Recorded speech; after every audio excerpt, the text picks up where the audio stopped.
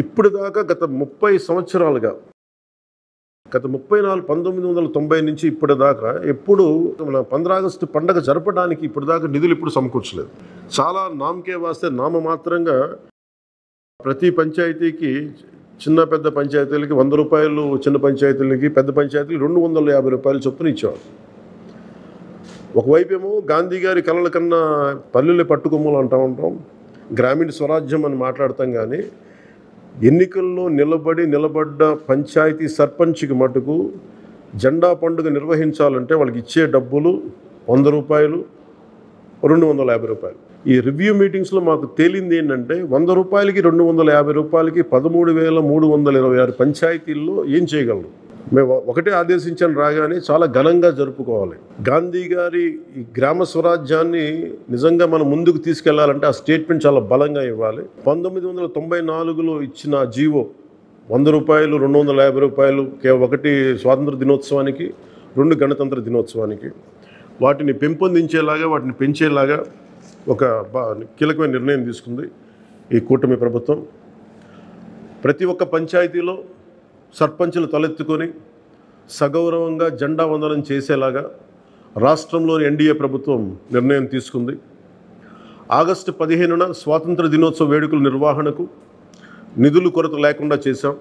చిన్న పంచాయతీలకి 10,000 రూపాయలు, మేజర్ పంచాయతీలకి 25,000 రూపాయల చొప్పున నిధులు సమకూరుస్తున్నాం. దానికోసమని జీవోను కూడా రిలీజ్ చేశాం. దీనిని పంచాయతీ సర్పంచులు దీన్ని పూర్తిగా సద్వినియోగం చేసుకోమని నేను విన్నవించుకుంటా ఉన్నాను. ఇప్పటి వరకు పంచాయతీలకి ఇంత పెద్ద స్థాయిలో ఆగస్టు 15, జనవరి 26 వేడుకలకు నిధులు ఇచ్చింది లేదు. 34 సంవత్సరాలుగా 1990 నుంచి ఈ మొత్తం ఇప్పటిదాకా పెంచలేదు. 34 సంవత్సరాలుగా ఈ పండగలకి, జెండా వందనం పండగ కానీ, గణతంత్ర దినోత్సవానికి కానీ 100 రూపాయలు, 200 రూపాయలు చొప్పున ఇచ్చేవాళ్ళు.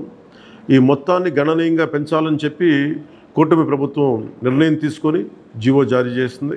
13,326 పంచాయతీల్లో ఘనంగా, గౌరవంగా స్వాతంత్ర దినోత్సవ వేడుకలు సాగాలన్నదే మా కూటమి ప్రభుత్వం ఉద్దేశం.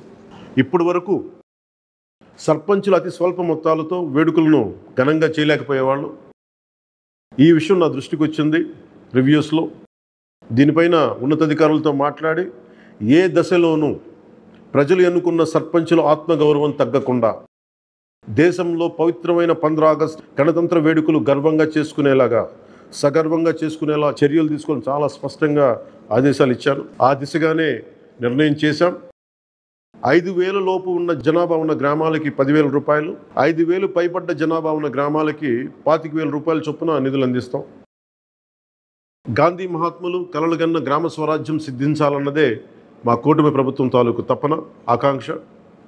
అందులో భాగంగానే పంచాయతీలకి తీర్చిదిద్దే ప్రక్రియకు శ్రీకారం చుట్టాం. ఈ ఆగస్టు 15 నుంచి పారిశుద్ధ నిర్వహణ, రక్షిత తాగునీటి సరఫరా, మౌలిక వసతులతో కల్పనతో గ్రామాల సర్వతోముఖాభివృద్ధి దిశగా అడుగులు వేస్తున్నాం. గౌరవ సర్పంచులందరికీ నా విజ్ఞాపన, ప్రభుత్వం నుంచి విన్నపం, ఆగస్టు 15 నాటి వేడుకల్లో అందరి భాగస్వామ్యం ఉండాలి.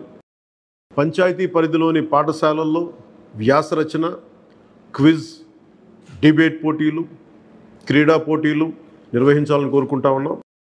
ఉపాధ్యాయులు భాగస్వామ్యంతో వీటిని నిర్వహించాలని కూడా ఆదేశాలు ఇచ్చాం. గ్రామంలో స్వాతంత్ర సమరయోధులు, రక్షణ రంగంలో పనిచేసిన వారు, ముఖ్యంగా పారిశుద్ధ్య కార్మికులకు సత్కారాలు చేయాలి. గౌరవ ప్రధానమంత్రి గారు ఇప్పుడు కూడా పారిశుద్ధ కార్మికులకి ఏ స్థాయిలో గౌరవించారో అందరికీ తెలిసిందే. రాష్ట్ర ఎన్డీఏ ప్రభుత్వం కూడా ఆ దిశలోనే గౌరవ ముఖ్యమంత్రి శ్రీ నారా చంద్రబాబు గారి ఆధ్వర్యంలో పారిశుద్ధ కార్మికులకు అదే గౌరవం ఇవ్వడం జరుగుతుంది. సో ఈ విధంగా మేమందరం బలంగా, చాలా కీలకంగా పనిచేస్తూ ముందుకెళ్తున్నాం. దీని అందరికీ ప్రజలందరూ ఆశీస్సులు కావాలి. సర్పంచ్ వ్యవస్థని, పంచాయతీరాజ్ వ్యవస్థని బలోపేతం చేసే విధంగా ఈ ప్రభుత్వం ఉంటుందని మీ అందరికీ తెలియజేసుకుంటూ, ఒకే ఒక విన్నపం, ఇది పర్యావరణానికి పరిమితులకు లోబడి పర్యావరణం పరిరక్షించేలా ఈ పండుగ ఉండాలి. ప్లాస్టిక్ వాడటం కంటే కూడా జెండాలకి ఆల్టర్నేట్గా ముఖ్యంగా మన చేనేత జెండాలు ఏదైనా వాడండి. అలాగే ఇప్పుడు నేను పెట్టుకుంది కూడా పర్యావరణానికి హాని కలిగించింది. ఇది దీంట్లో సీడ్ ఉంటుంది, దీంట్లో ప్లాంట్ అని చెప్పి ఒక సంస్థ ఏదో ఉంది, వాళ్ళు ఇచ్చింది. మేము ఈ స్థాయిలో మీకు దొరికినంత దాంట్లో పర్యావరణాన్ని పరిరక్షించేలాగా ప్లాస్టిక్ మన జెండా పండుగ అని చెప్పి ప్లాస్టిక్ అంతా రోడ్ల మీద పడేస్తాం. అలా కాకుండా చాలా బాధ్యత తొందరగా జరుపుకోవాలి అని తెలియజేసుకుంటూ సెలవు తీసుకున్నాను. జై హింద్.